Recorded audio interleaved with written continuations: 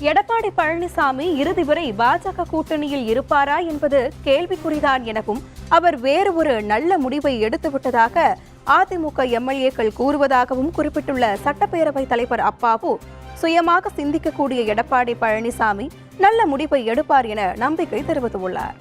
அவங்க கூட வந்திருக்க ஐயா எதிர்கட்சி தலைவர் எடப்பாடி ஐயா கடைசி வரை அவங்க கூட இருப்பாங்களான்னு மட்டும் கேளுங்க.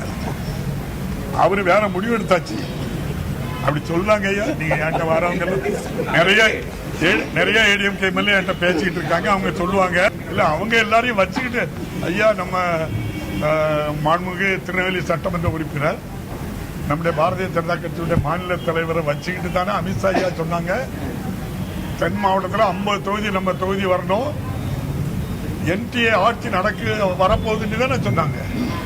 டெல்லியில கூப்பிட்டு வச்சு அதுதானே சொன்னாங்க. நம்ம எதிர்கட்சி தலைவர் சுயமா சிந்திக்கிற ஆள் தான். நீங்க பாருங்க ஒரு நல்ல முடிவு எடுப்பாரு.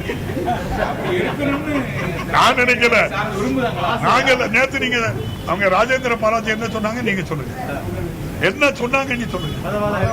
அப்போ நீங்க உள்துறை அமைச்சர், நாங்க என்டிஏ ஆட்சி கூட்டணி ஆட்சிங்காங்க.